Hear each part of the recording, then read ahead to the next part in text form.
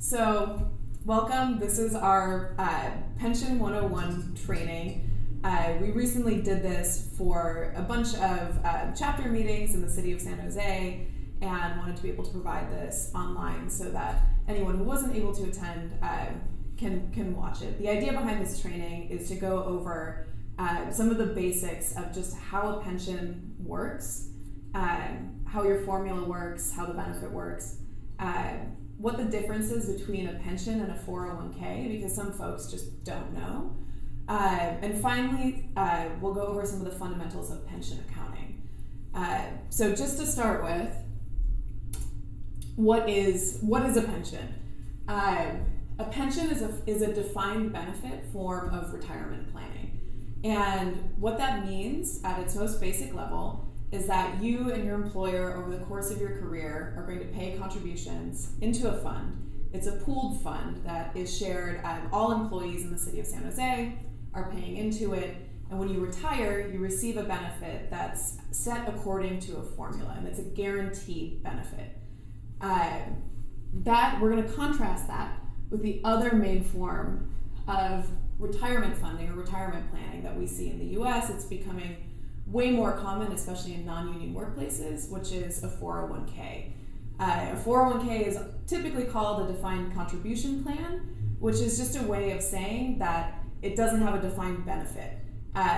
We know what you're going to pay in throughout the course of your career. You can set your contribution, and the employer has a set matching contribution, but we don't know exactly what your benefit is going to be.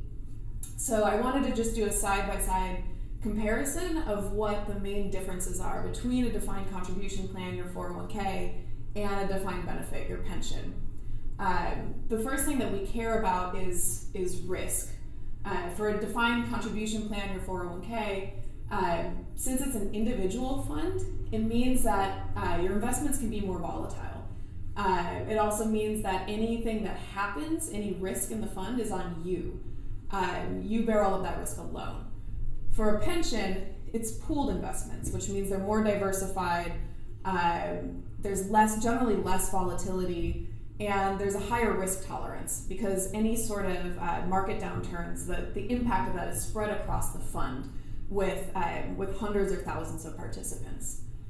As far as the management of the funds, for a 401k, you manage it on your own, and you're paying fees to Wall Street investment managers. For a pension, they're professionally managed by fund managers, and typically these folks are hired or answer to either an elected or appointed board that usually has representation of members of the fund on that board. And we also see a difference in what this means for cost. For a 401k, they typically cost about twice as much to administer as a pension does. And part of that's because for a pension, you're sharing the cost among all of the participants. But doing just like a cost-benefit analysis, because pensions are professionally managed, they usually have higher rates of return on their investments. So they have lower fees, and then they also have a higher rate of return. And the final thing, which I think is the biggest point, is the difference in benefit. For a 401k, when you retire, whatever you have in that fund, that's what you're going to get.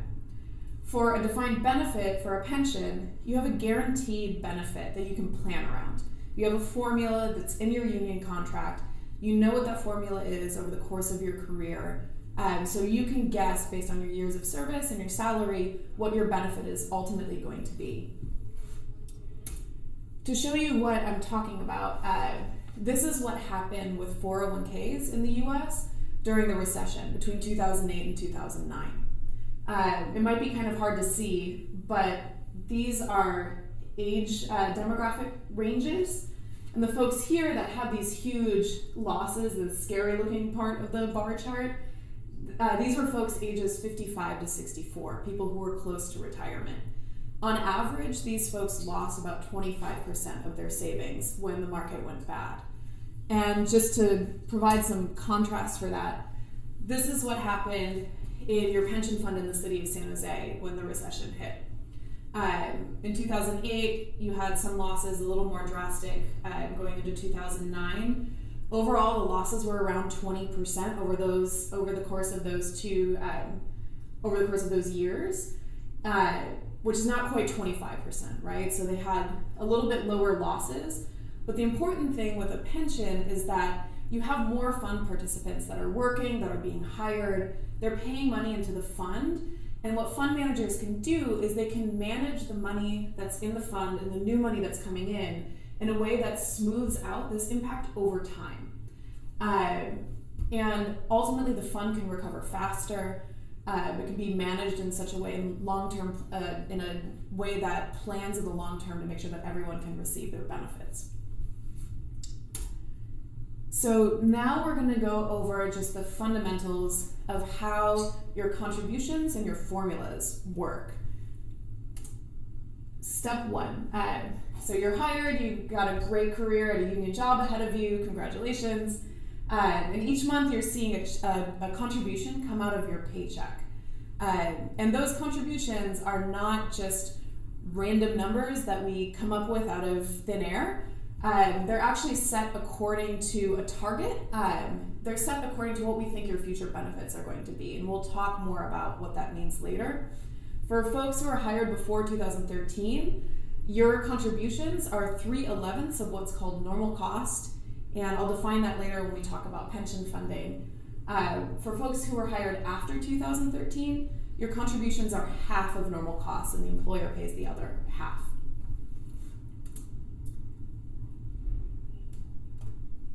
So for step two, you continue building years of service, and each year as we fight for fair wage adjustments as a union, and as you continue your career and build more years of service, your potential pension benefit goes up because your final salary and your years of service in one way or another are included in your benefit calculations.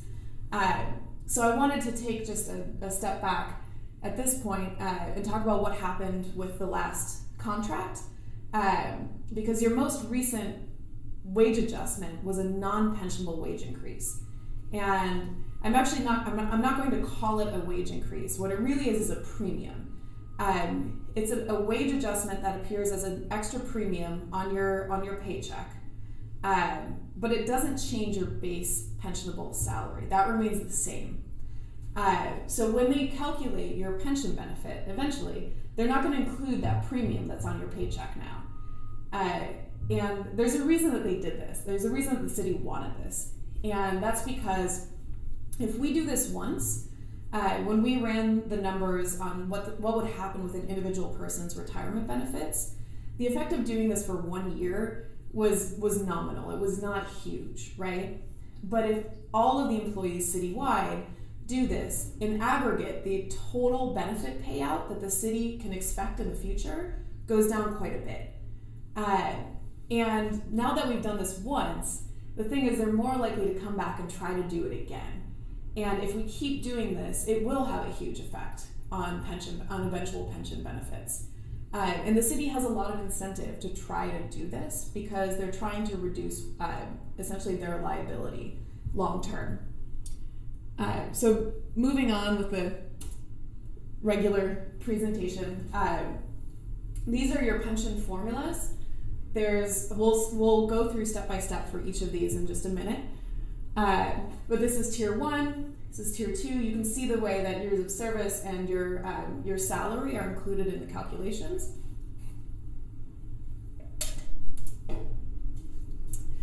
For tier 1, this is just an example, like a hypothetical example. Let's say you reach age 55, which is the age at which you can receive full retirement benefits.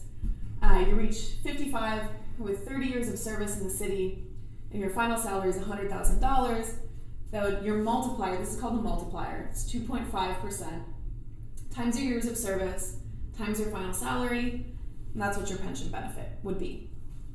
Now for tier 2, you reach age 62, that's the age at which you can receive full retirement benefits for tier 2.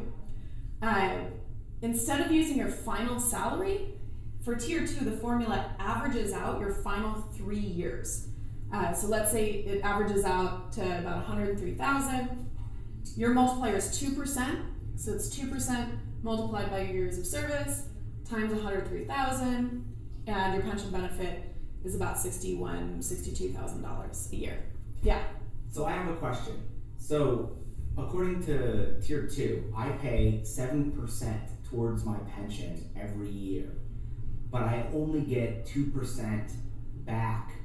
How is that fair? So you're not receiving, this multiplier is not, this is not a way of saying that you receive 2%, right? The benefits what you receive is 2% multiplied by the years of service times the average of your final 3 years. So it's more than 2%. But when you're paying that contribution from your paycheck, keep in mind that your employer is also paying a contribution.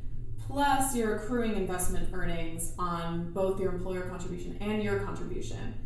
And all of that money in aggregate that you've paid throughout your whole career, that is actually what you're receiving in pension benefits. So it comes out to way more than 2%.